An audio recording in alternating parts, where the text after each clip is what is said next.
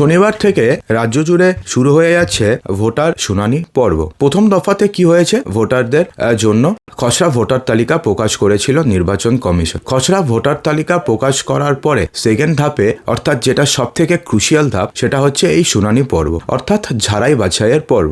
এই পর্যায়ে যেই সমস্ত অযোগ্য ভোটার রয়েছেন সেই সমস্ত অযোগ্য ভোটারদের ভোটার তালিকা থেকে সম্পূর্ণভাবে বাদ দিয়ে দিবে নির্বাচন কমিশন। তো এই অবস্থায় দাঁড়িয়ে প্রথম দফাতে তাহলে কারা কারা ডাক পেলেন, কি কি নথি দেখাতে হবে এবং কিভাবেই বা হবে এই পুরো হিয়ারিং প্রক্রিয়া, জানতে চাইলে ভিডিওটি সম্পূর্ণ দেখবেন। দেখুন, শনিবার থেকে বলা হয়েছে যে রাজ্যের মোট 294টি বিধানসভা কেন্দ্রে শুরু হচ্ছে শুনানি পর্ব। 2002 সালের তালিকায় সঙ্গে যে সমস্ত ভোটারের কোনো ম্যাপিং করা যায়নি, তার মানে কি, যারা যারা নো ম্যাপিং এ ছিল, অর্থাৎ যাদের নাম 2002 সালেও ছিল না, যাদের আত্মীয় স্বজনদের নামও 2002 সালে ছিল না, তো তারা নো ম্যাপিং এ রয়েছে। সেই 31,68,426 জন শুনানির প্রথম পর্বে ডাক পেতে চলেছে। ঠিক আছে, দেখুন, শুনানির প্রথম পর্বে যারা যারা ডাক পাননি, তার মানে যে এমনটা নয় যে আপনি নিশ্চিন্ত হয়ে গেলেন। রাজ্য জুড়ে মোটামুটি 1,34,00,000 ভোটার ডাক পেতে চলেছেন শুনানিতে। তো ফেজে ফেজে হচ্ছে, প্রথম পর্বে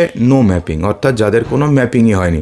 দ্বিতীয় পর্বে হচ্ছে প্রোজেনি ম্যাপিং, যেটা সব থেকে গুরুত্বপূর্ণ হতে চলেছে, প্রোজেনি ম্যাপিং। এবং থার্ড স্টেজে হতে চলেছে ধরুন যেই সমস্ত নাম ভুল রয়েছে, অথবা ফোর্থ স্টেজে হতে চলেছে যেগুলো ধরুন বাবা মায়ের সাথে নামের বয়সের পার্থক্য কম, বা ধরুন যে সমস্ত ক্ষেত্রে কোনো অসঙ্গতি ধরা পড়েছে, অথবা আপনি যে এনুমারেশন ফর্মে আপনি যেগুলো ফিল আপ করে দিয়েছেন সেগুলোর সাথে আপনাদের বাস্তবের কোনো কিছু মিলছে না, এগুলো হবে হচ্ছে শেষ পর্বে। দেখুন, রাজ্যে শুরু হচ্ছে ভোটার শুনানি। শনিবার থেকে ম্যাপিংয়ে বাদ পড়া ভোটারদের শুনানি করতে চলেছে নির্বাচন কমিশন। শনিবার থেকে রাজ্যে 294টি বিধানসভা কেন্দ্রে শুরু হয়ে যাচ্ছে শুনানির পর্ব। অলরেডি শুরু হয়ে গেছে। প্রতিটি কেন্দ্রে 2 বা তার বেশি শুনানি কেন্দ্র থাকবে। বলা হয়েছে যে প্রতিটি কেন্দ্রে থাকবে হচ্ছে 11টি করে শুনানির টেবিল থাকবে, 11টি করে টেবিল পাতা হবে। কমিশন সূত্রে খবর যে প্রতিটি বিধানসভা কেন্দ্রে একজন নির্বাচনী আধিকারিক ছেন, অর্থাৎ ইআরও থাকছেন একজন করে প্রতিটি বিধানসভা কেন্দ্রের জন্য, এবং 10 জন করে সহকারী নির্বাচনী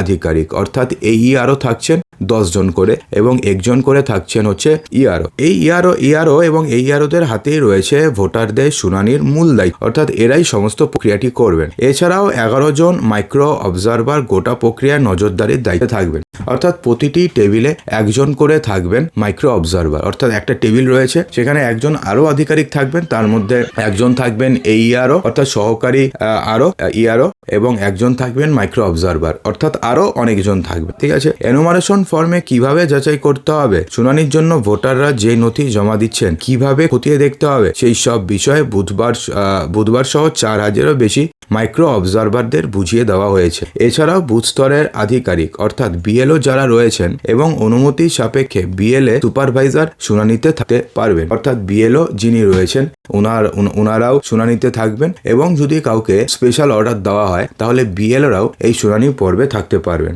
এছাড়াও বাইরের কেউ শুনানিতে থাকতে পারবেন না। বলা হয়েছে যে প্রতিটি টেবিলে 100 জন থেকে 150 জন করে ভোটারের শুনানির লক্ষ্যমাত্রা নিয়েছে কমিশন, অর্থাৎ প্রতিটি বিধানসভা কেন্দ্রে 11টি টেবিল, প্রতিটি টেবিলে 100 থেকে 150 জন করে প্রত্যেক দিন শুনানি হবে। ঠিক আছে, প্রক্রিয়া চলাকালীন সব ভোটারের ছবি তোলা হবে, সেই ছবি পাঠানো হবে ফের কমিশনকে, অর্থাৎ শুনানি যখন হবে তখন প্রতিটি ভোটারের ছবি তোলা হবে, এবং সেই ছবিগুলো, অর্থাৎ সেই ভোটার নিজে এসছেন নাকি কাউকে পাঠিয়েছেন, সেই সমস্ত ছবি আবার কমিশনকে পাঠাতে হবে। কমিশন দেখবে যে ভোটারের নামে নোটিশ ইস্যু হয়েছে সেই ভোটারই কি আদৌ এসছে নাকি অন্য কেউ এসছে। বলা হয়েছে শুনানি পর্বে প্রামাণ্য নথি হিসাবে কমিশন যে 13টি নথির কথা আগেই উল্লেখ করেছে। গ্রহণযোগ্য নথির তালিকায় রয়েছে কেন্দ্রীয় অথবা রাজ্য সরকারের কর্মী হিসাবে কাজ করেছেন এমন কোনো, যদি আপনাদের কাছে আই কার্ড থাকে সেই আই কার্ড, অথবা পেনশন পান এমন পরিচয়পত্র, অর্থাৎ পিপিও, পেনশন পেমেন্ট অর্ডার। 1987 সালের 1 জুলাইয়ের আগে যদি আপনি কোনো ব্যাংকে অ্যাকাউন্ট করে থাকেন, অথবা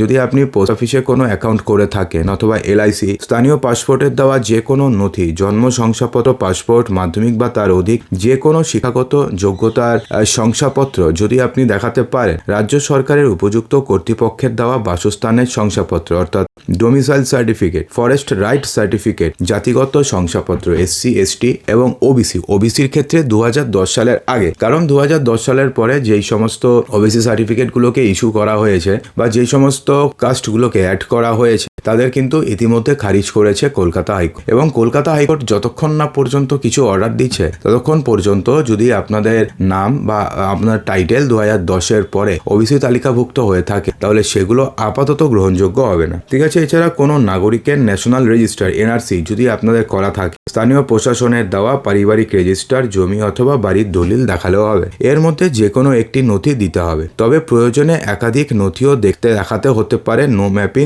অথবা সন্দেহজনক তালিকায় থাকা ভোটার। অর্থাৎ আপনি যদি নো ম্যাপিংয়ে থাকেন অথবা যদি আপনি সন্দেহজনক ভোটার হয়ে থাকেন তাহলে সেক্ষেত্রে আপনাদের কাছ থেকে যে শুধুমাত্র একটি নথি দেখবে তেমনটা কিন্তু নয়, আপনাদের থেকে একাধিক নথিও দেখতে চাইতে পারে ইআরও।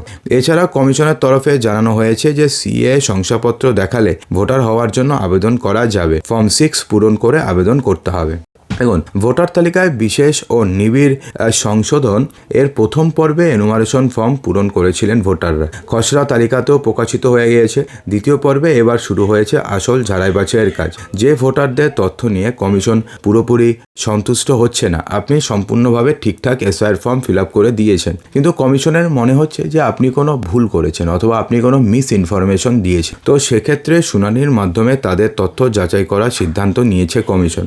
এর মধ্যে 31,68,424 জন ভোটার রয়েছেন যারা 2002 সালের তালিকার সঙ্গে কোনো যোগসূত্রই দেখাতে পারেননি, অর্থাৎ ইনারা পুরোপুরিভাবে রয়েছেন নো ম্যাপিংয়ের আওতায়। প্রথম পর্বে শুনানিতে ডাক পেয়েছেন তারাই। এছাড়াও কমিশনের দাবি প্রায় 1,36,00,000 ভোটার রয়েছেন যাদের এনুমারেশন ফর্মে তথ্যের সন্দেহের অবকাশ রয়েছে, তাদেরও তথ্য যাচাই করা হবে। তবে তাদের প্রথমেই শুনানির জন্য ডাকা হয়নি। প্রথমে কি করবে, সংশ্লিষ্ট বিএলওরা ওই ভোটারের তথ্য যাচাই করবে। তথ্য যদি মনোমত হয় তাহলে পরে বিএলও নিজেই সুপারিশ করবেন চূড়ান্ত তালিকাতে তোলার জন্য। এবং যদি তথ্য ঠিকঠাক যদি না হয়, অর্থাৎ যদি বিএলওর মনে হয় যে না, তিনি যে তথ্য দিয়েছেন সেই তথ্যের মধ্যে কোনো ভুল রয়েছে, তাহলে সেক্ষেত্রে আপনাকে শুনানির জন্য ডাকবে নির্বাচন কমিশন। এবং নির্বাচন কমিশনের কাছে শুনানি করার সময় আপনাকে তখন সমস্ত কাগজ দেখাতেই হবে। তো আশা করব যে ভিডিওটিতে আপনাদের সমস্ত কিছু বোঝাতে পেরেছি। এরপরেও যদি আপনাদের কোনো কোশ্চেন থাকে অবশ্যই কমেন্ট বক্সে জানাতে ভুলবেন।